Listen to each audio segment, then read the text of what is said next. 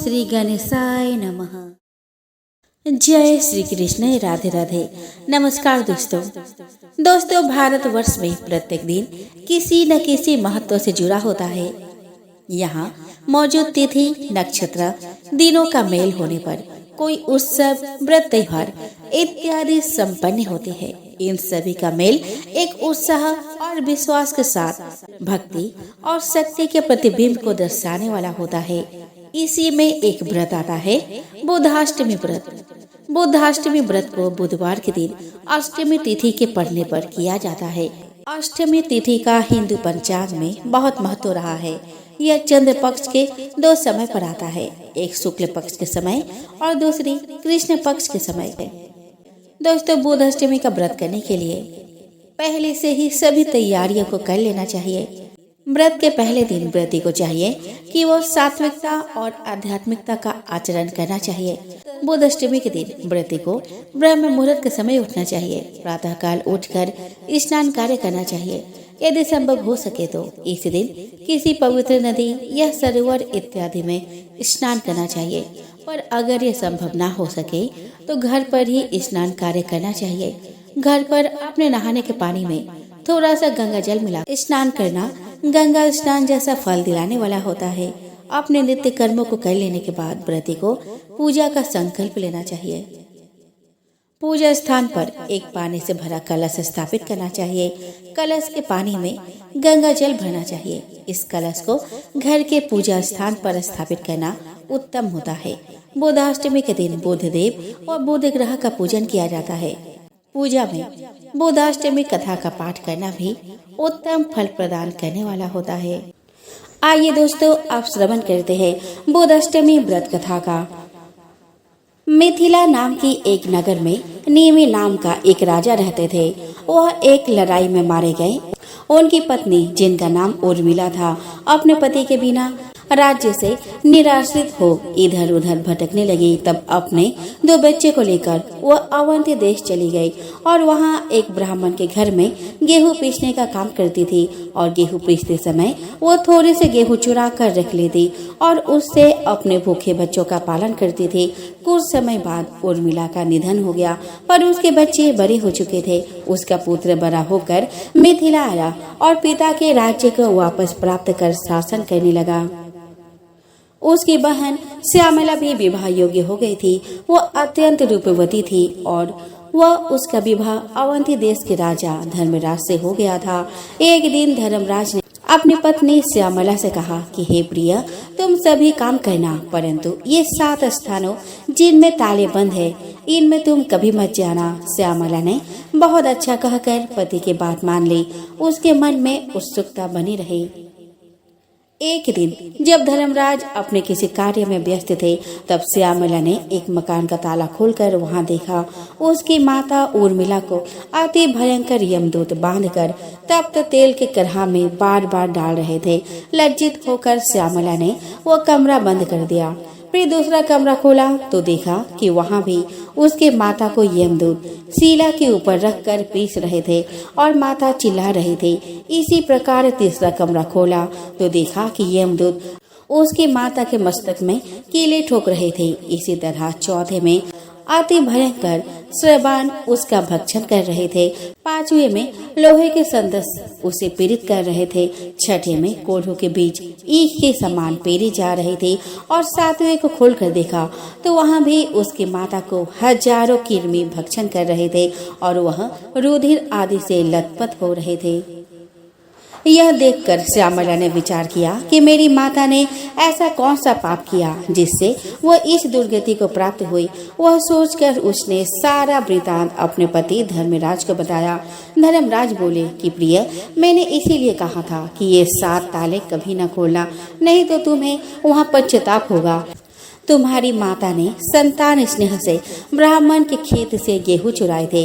क्या तुम इस बात को नहीं जानते जो तुम इस बात को मुझसे पूछ रही हो? यह सब उसी कर्म का फल है। ब्राह्मण का धन स्नेह से भी भक्षण करे तो भी 7 कुल अधोगति को प्राप्त होते हैं और चुरा कर खाए तो जब तक सूर्य और चंद्रमा और तारे हैं तब तक नरक से उद्धार नहीं होता। जो गेहूं इसने चुराए थे वही कृमि बनकर इसका भक्षण कर रहे हैं। श्यामला ने कहा कि महाराज, मेरी माता ने जो कुछ भी पहले किया वो सब मैं जानती हूँ, फिर भी अब आप ऐसा कोई उपाय बताएं जिससे मेरी माता को नरक से उद्धार हो जाए। इस पर धर्मराज ने कुछ समय विचार किया और कहने लगे कि प्रिय, आज से 7 जन्म पूर्व तुम ब्राह्मणी थी। उस समय तुमने अपने सखियों के साथ जो बुधाष्टमी का व्रत किया था, यदि उसका फल तुम संकल्प पूर्वक अपने माता को दे दो तो इस संकट से उसके मुक्ति हो जाएगी। यह सुनते ही श्यामला स्नान कर अपने व्रत का पुण्य फल संकल्प पूर्वक माता के लिए दान कर दिए। व्रत के फल के प्रभाव से उसकी माता भी उसी क्षण दिव्य देह धारण कर विमान में बैठकर अपने पति सहित स्वर्गलोक की ओर चली गई। यह व्रत अपने संतान को अपने माता के लिए रखना चाहिए। इस व्रत को रखने से धन धान्य, पुत्र पौत्र, दीर्घायु और ऐश्वर्य मिलता है। चलिए दोस्तों, अब हम श्रवण करें बुधाष्टमी की दूसरी कथा। तो भविष्य पुराण की एक कथा के अनुसार ईल नाम के राजा रहा करते थे। एक बार वो हिरण का पीछा करते हुए उस वन में जा पहुँचे जहाँ भगवान शिव और पार्वती जी भ्रमण कर रहे थे। उस समय शिव जी का आदेश था कि वन में पुरुष प्रवेश करते ही स्त्री में बदल जाएंगे। इसलिए जैसे ही राजा ईल ने वन में प्रवेश किया वो स्त्री बन गए। ईल के उत्तम स्वरूप को देखकर बोधदेव उन पर मोहित हो गए और उनसे विवाह कर लिया। जिस दिन ईल और बोध का विवाह हुआ उस दिन अष्टमी तिथि थी। तभी से बुधाष्टमी का पर्व मनाया जाने लगा। एक गांव में हरिया नाम का एक बहेलिया रहता था।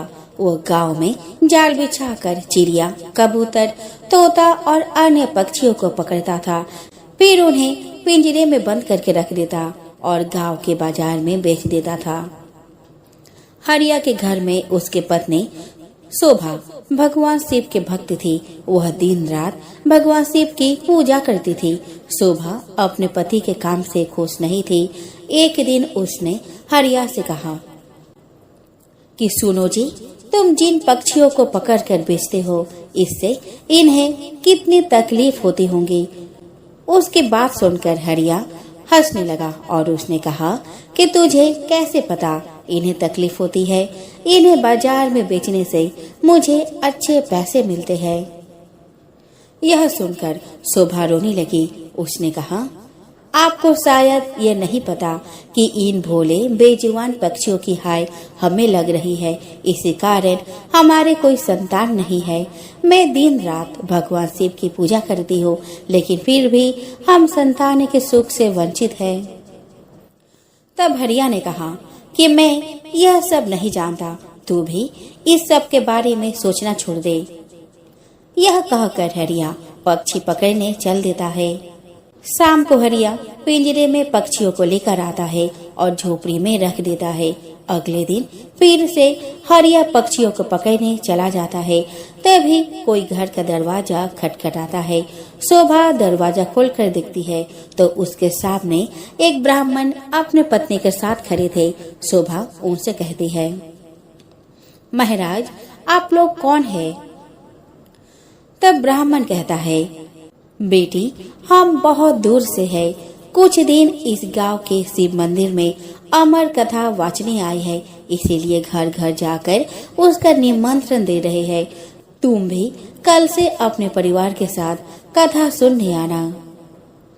यह सुनकर शोभा बहुत खुश हुई और उसने कहा, हे ब्राह्मण देवता, मेरे तो भाग्य खुल गए।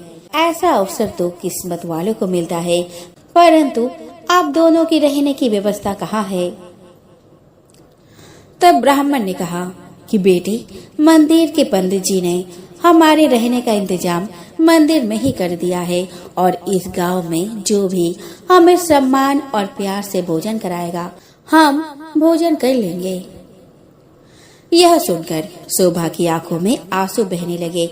उसने रोते हुए कहा, महाराज, मैं बहुत गरीब हूँ, लेकिन मेरी इच्छा है कि जब तक आप इस गांव में रहे आप मेरे घर में भोजन करें, परंतु मेरे घर में रूखा सूखा है जो आपको पसंद नहीं आएगा।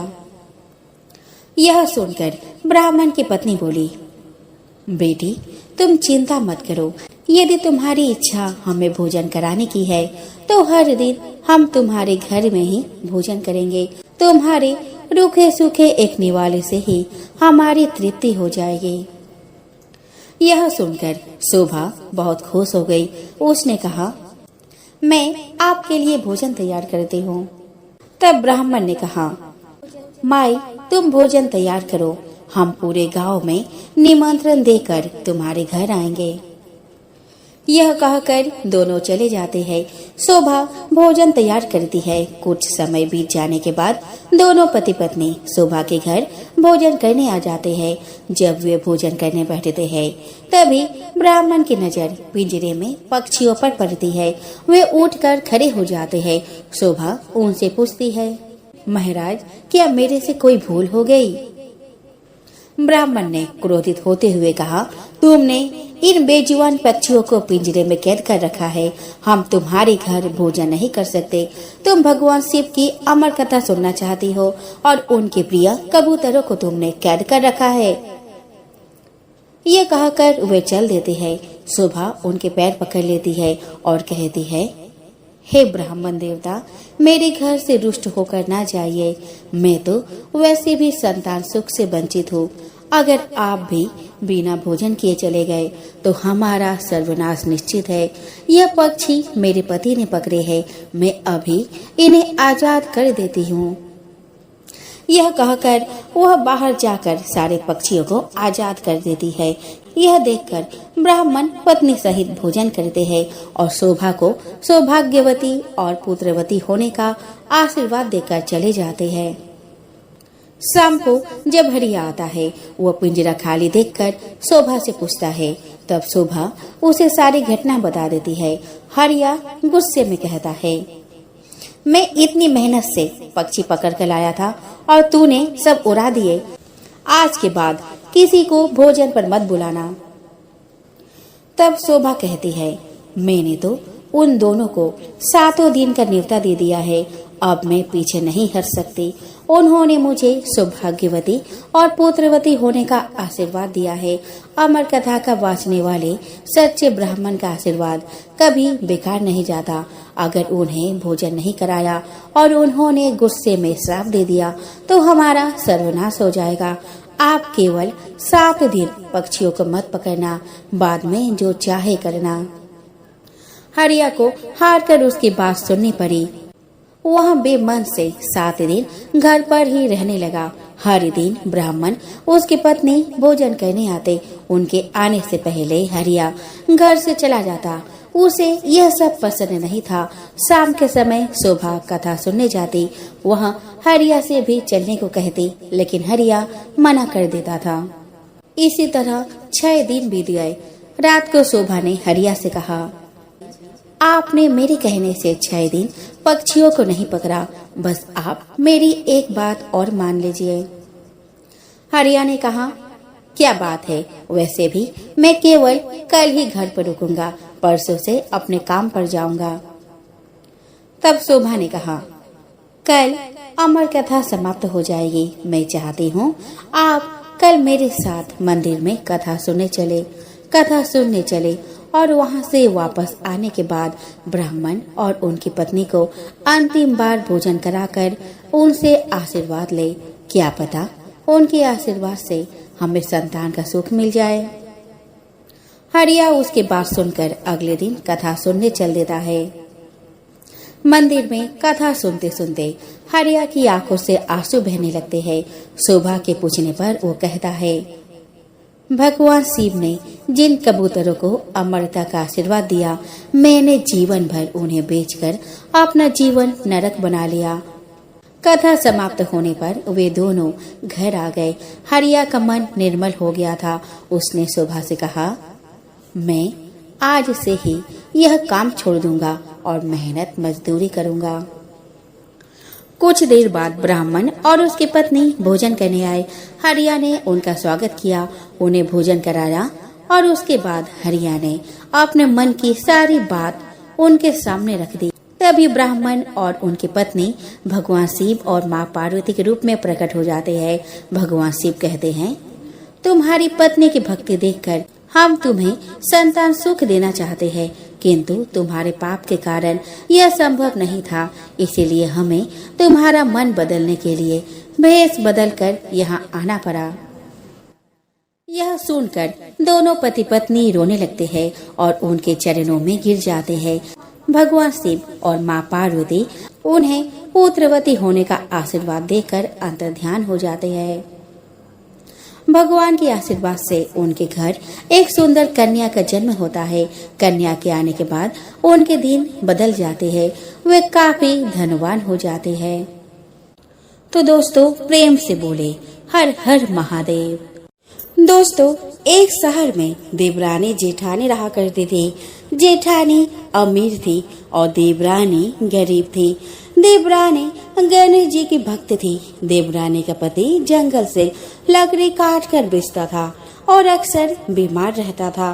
देवरानी जेठानी के घर का सारा काम करती और बदले में जेठानी बचा हुआ खाना, पुराना कपड़ा आदि उसको देती थी। इसी से देवरानी का परिवार चल रहा था। अब दोस्तों क्या हुआ, 3 साल बाद अधिक मास के संकष्टी चतुर्थी का व्रत आया। देवरानी ने संकष्टी चतुर्थी का व्रत रखा। उसने 5 आने का लड्डू लाया और पूजा करके गणेश जी की कथा सुनी और उस लड्डू को छीके में रख दिया और सोचा कि चांद उगने पर पहले लड्डू और बाद में कुछ खाएगी। दोस्तों वह कथा सुनकर जेठानी के यहाँ चली गई। खाना बनाकर जेठानी के बच्चे को खाना खाने को कहा तो बच्चे बोले कि माँ तो आज व्रत रखी है और माँ भूखी है। जब माँ खाना खाएगी हम भी तभी खाएंगे। जेठ जी को खाना खाने को कहा तो जेठ जी बोले कि मैं अकेला नहीं खाऊंगा, जब चांद निकलेगा तब सब खाएंगे, तभी मैं भी खाऊंगा। जब देवरानी जेठानी से खाना मांगी तो जेठानी ने कहा कि आज तो किसी ने भी अभी तक खाना नहीं खाया, तो मैं तुम्हें कैसे दे दूं? तुम सुबह सवेरे ही बचा हुआ खाना ले जाना। देवरानी के घर पर पति बच्चे सब आस लगाए बैठे थे कि आज तो त्योहार है, इसीलिए कुछ पकवान आदि खाने को मिलेगा। परंतु जब बच्चे को पता चला कि आज तो रोटी भी नहीं मिलेगी तो बच्चे रोने लगे। उसके पति को भी बहुत गुस्सा आया। कहने लगा कि सारा दिन काम करके भी 2 रोटी नहीं ला सकती तो काम क्यों करती हो? पति ने गुस्से में आकर पत्नी को कपड़े धोने के धोबन से मारा। धोबना हाथ से छूट गया तो पाटे से मारा। वह बेचारी गणेश जी को याद करती हुई रोते रोते पानी पीकर ही सो गई। उस दिन गणेश जी देवरानी के सपने में आए और कहने लगे, धोब ने मारी, पाटे मारी, सो रही है या जाग रही है? वह बोली, कुछ सो रही हूँ, कुछ जाग रही हूँ। गणेश जी बोले, भूख लगी है, कुछ खाने को दो। देवरानी बोली कि क्या दूं? मेरे घर में तो अन्न का एक दाना भी नहीं है। जेठानी बचा कुचा खाना देती थी, आज वह भी नहीं मिला। पूजा का बचा हुआ लड्डू मैंने छीके में रखा है, वही खा लो।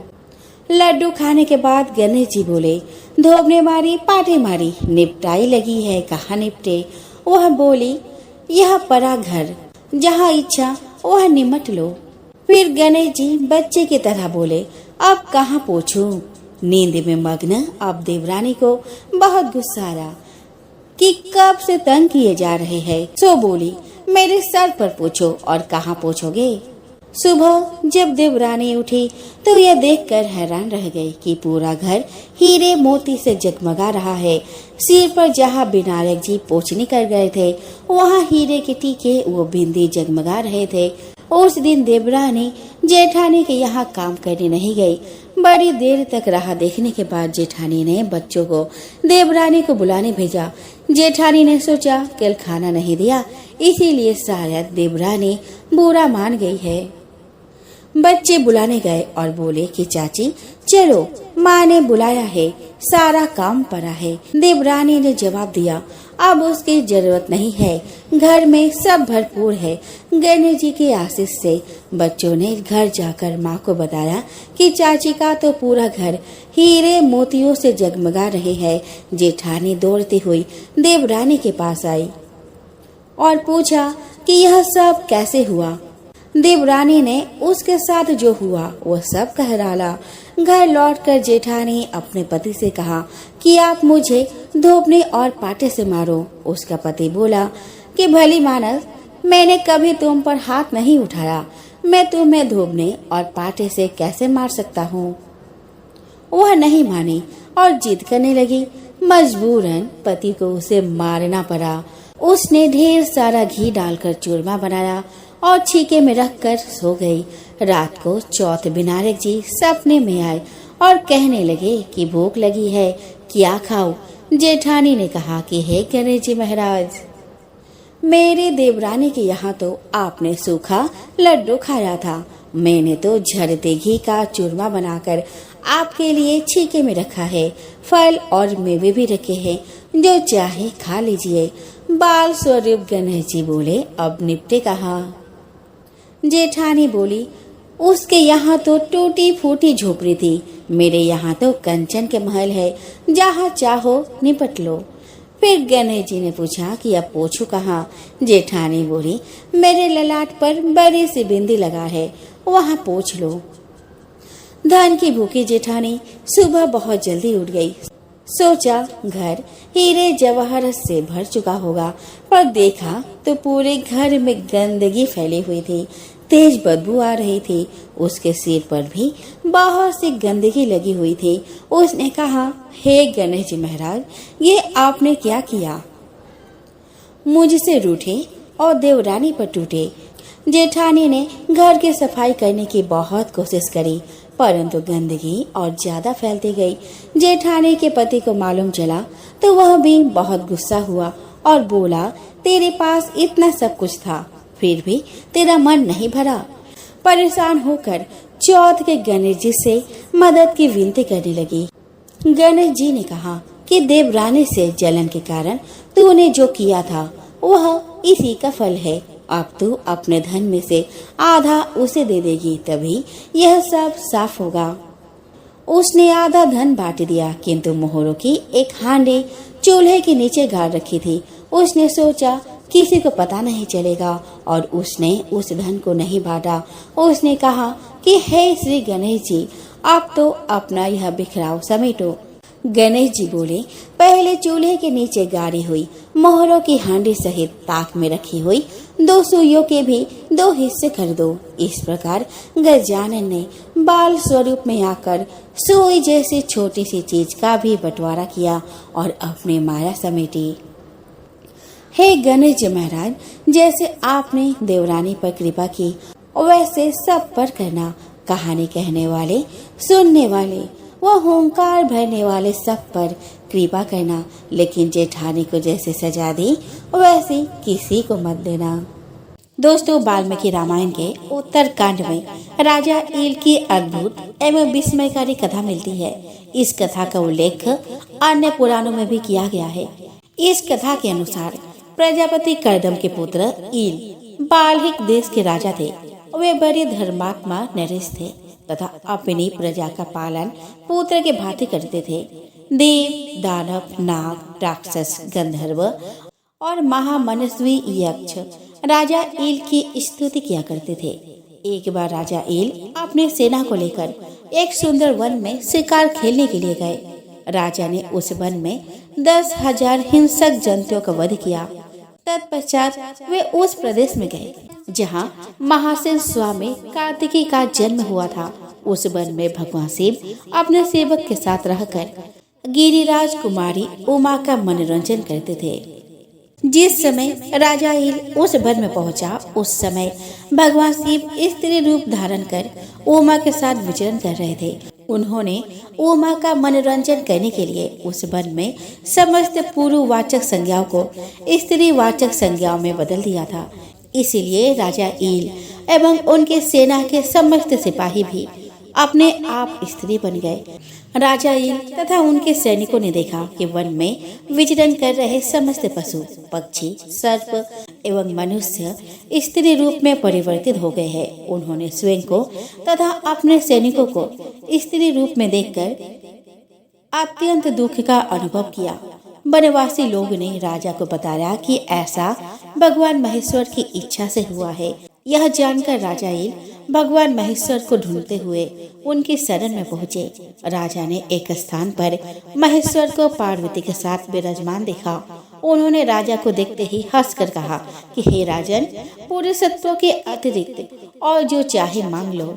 भगवान की यह बात सुनकर राजा बड़े दुखी हुआ, किंतु उसने भगवान शिव से कुछ नहीं मांगा और वे माता पार्वती के शरण में गए। राजा ने कहा कि माता, आपके दर्शन कभी निष्फल नहीं होते।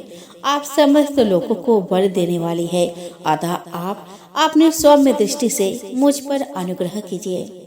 माता पार्वती ने महान शोक से ग्रस्त राजा ईल को करुणा भरी दृष्टि से देखकर कहा कि हे राजन, आप पुरुषत्व प्राप्ति का जो वर चाहते हैं उसके आधे भाग के दाता तो महादेव है और आधा वर मैं दे सकती हूँ। अतः आप अपने जीवन के शेष बचे हुए भाग में से आधा भाग स्त्री रूप में तथा आधा भाग पुरुष के रूप में प्राप्त कर सकते हैं। आप सोचकर बताएं कि आप आधा जीवन पुरुष के रूप में किस प्रकार प्राप्त करना चाहेंगे। इस पर राजा ने कहा कि माता, मुझे 1 माह के लिए अत्यंत वीरव्रती पुरुष के रूप में और 1 माह के लिए अत्यंत रूपवती स्त्री के रूप में जीवन प्रदान करे। माता पार्वती ने राजा को इसकी इच्छा पूरी होने का वरदान दे दिया, लेकिन साथ ही उन्होंने यह भी कहा कि जब आप पुरुष रूप में होंगे तो आपको अपने स्त्री जीवन की कोई बात स्मरण नहीं रहेगी।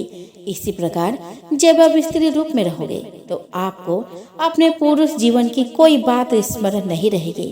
इस वर को पाकर राजा बड़ा प्रसन्न हुआ तथा भगवान शिव एवं पार्वती को प्रणाम करके वहां से चल दिया। राजा को अब 1 मास तक स्त्री रूप में रहना था, इसीलिए उसने यह अवधि वन में ही व्यतीत करने का निश्चय किया तथा वह अपने स्त्री रूपी सैनिकों के साथ वन में विहार करने लगी। उसने अपना नाम ईला रख लिया। एक दिन जब ईला पर्वतमालाओं के मध्य में स्थित एक वन में विहार कर रही थी, तब उसने एक सुंदर सरोवर देखा। उस सरोवर में चंद्रमा का पुत्र राजा बुद्ध मुनि रूप में तपस्या कर रहा था। तपस्या के कारण बुद्ध का देह अत्यंत कांतिमय होकर प्रकाशित हो रही थी। इस कारण ईला मुनि बुद्ध की तरफ सम्मोहित हुई और उनके निकट चली गई। चूँकि यह सरोवर उस वन के सीमा से बाहर था जिस वन में भगवान शिव ने समस्त पुरुषवाचक संज्ञाओं को स्त्री वाचक बना दिया था, इसीलिए राजा बुद्ध स्त्री बनने से बच गया था। वह तपस्या में इतना लीन था कि उसे कुछ ज्ञात नहीं था कि उसके आसपास क्या हो रहा है। ईला ने अपने सखियों सहित उस सरोवर में उतरकर उस सरोवर का जल क्षुब्ध कर दिया। इससे बुद्धदेव का ध्यान भंग हुआ और उसने अत्यंत रूपवती स्त्री ईला को देखा। ईला को देखते ही राजा को तन मन की सुधि नहीं रही और वह ईला में आसक्त हो गया। वह सोचने लगा कि अप्सराओं से भी सुंदर वह स्त्री कौन है।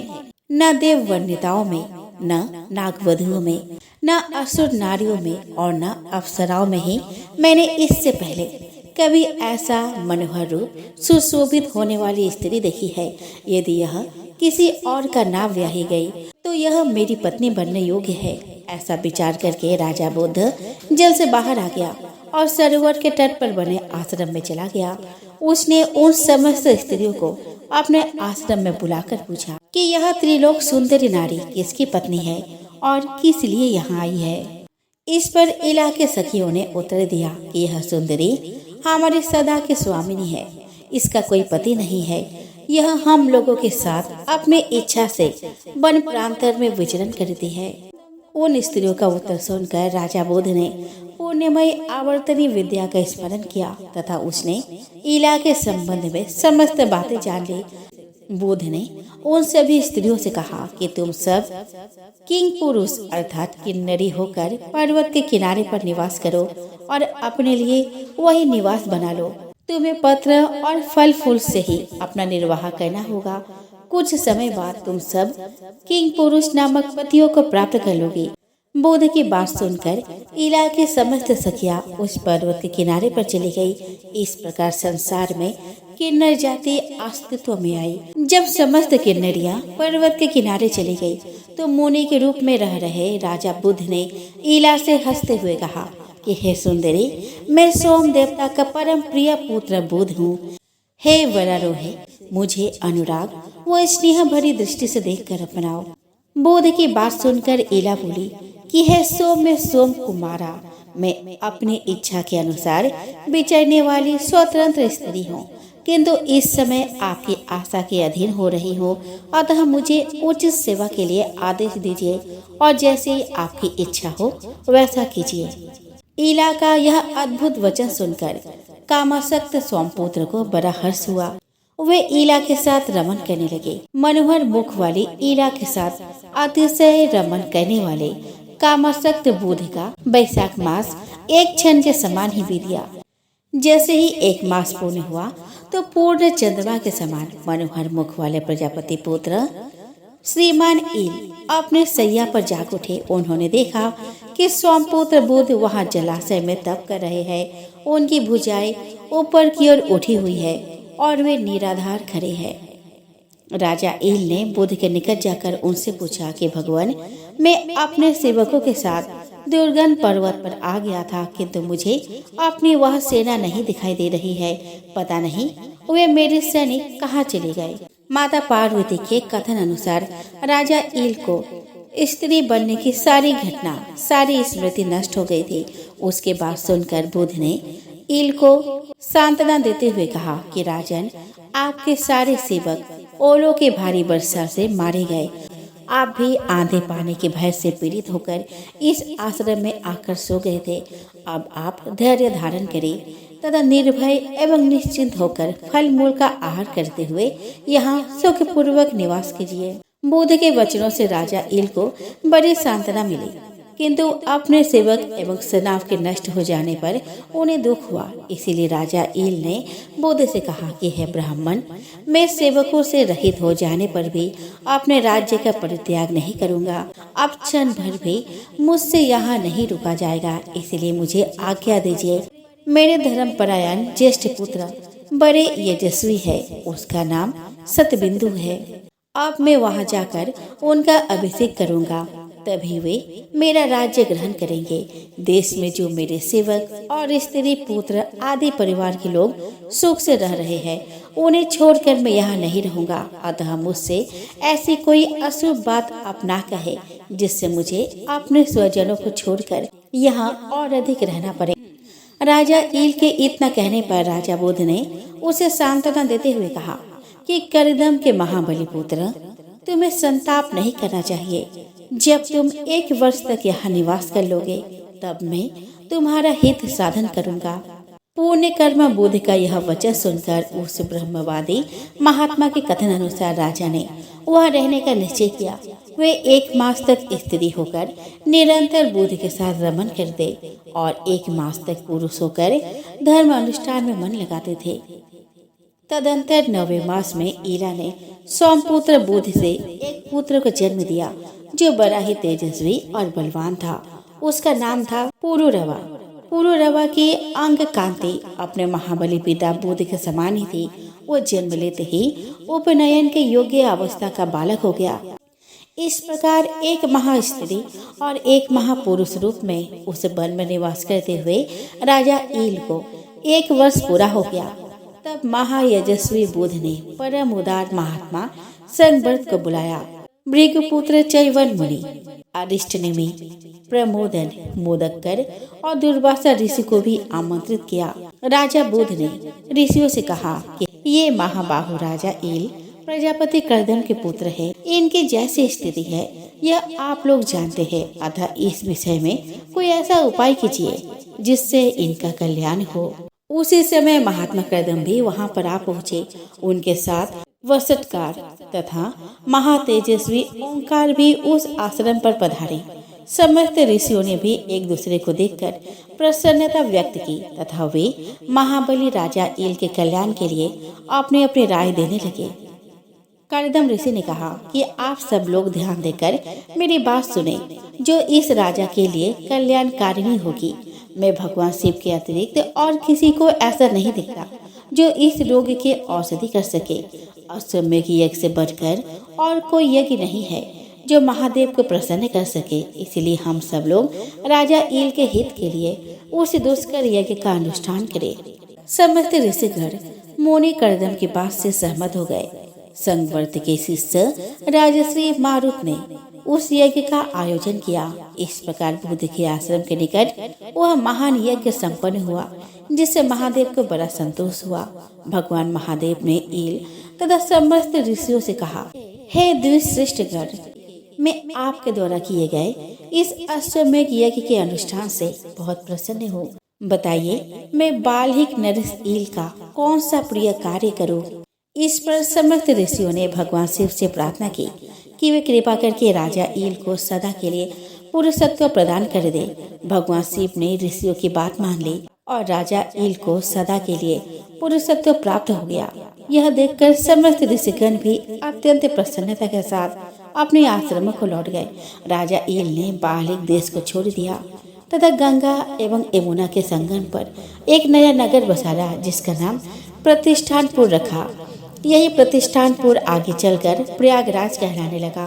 समय आने पर राजा ईल शरीर छोड़कर परम उत्तम लोक को प्राप्त हुए तथा ईल एवं बुद्ध के पुत्र पुरुरवा ने प्रतिष्ठानपुर का राज्य प्राप्त किया।